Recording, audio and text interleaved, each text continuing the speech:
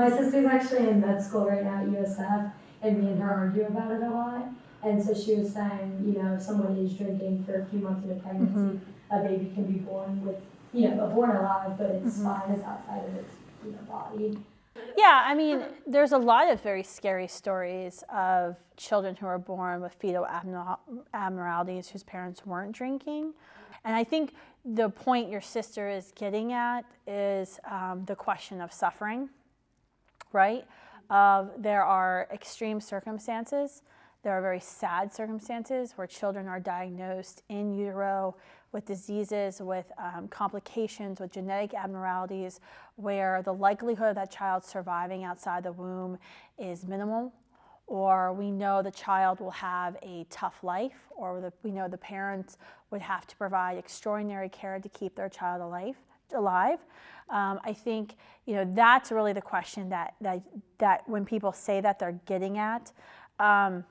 But I think the way we respond to it, as a pro-life movement, and when someone brings up the issue of suffering, is the very simple question that I've been asking folks is, can you think of anything less severe that you would prescribe, dear sister in med school, that could alleviate suffering without violently ending the life of another human being? Because it's a kind of a severe thing to say, well, this mother was drinking the first 3 months of her pregnancy, and she was, drinking and doing drugs, and the child is at risk for this, and this.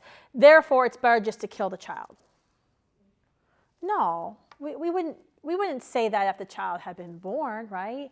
What if the child had been born and then the mother places her child with an adoptive agency and says, I want to have an adoption. Oh, by the way, I was doing crack cocaine the entire time I was pregnant. And this happens, right? And does anyone in the hospital be like, oh, off with that child? No. We know now the adoption agency is going to tell prospective parents, look, the mother has disclosed, the mother is a drug addict, she's done this. We know the likelihood that your child will have this challenge, this learning disability. I mean, this is my cousin, for example. His mother did drugs all throughout his pregnancy. And he's had learning disabilities his whole life. But my aunt and uncle were like, yeah, sign me up. Like, why would we not love our child simply because of the sins of his mother? Or simply because of struggles he may have, or the challenges he may endure.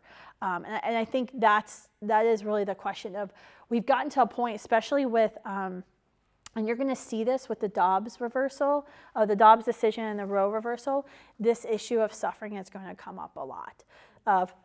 Some people may suffer, therefore the most compassionate thing we can do is kill them. And the very basic question is, can you prescribe anything less extreme?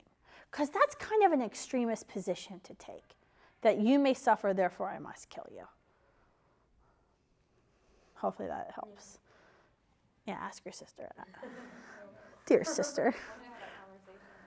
Yeah, I mean, it's interesting because it's like, if you think about it, what might look like compassion to your sister, to me looks like contempt for people with disabilities.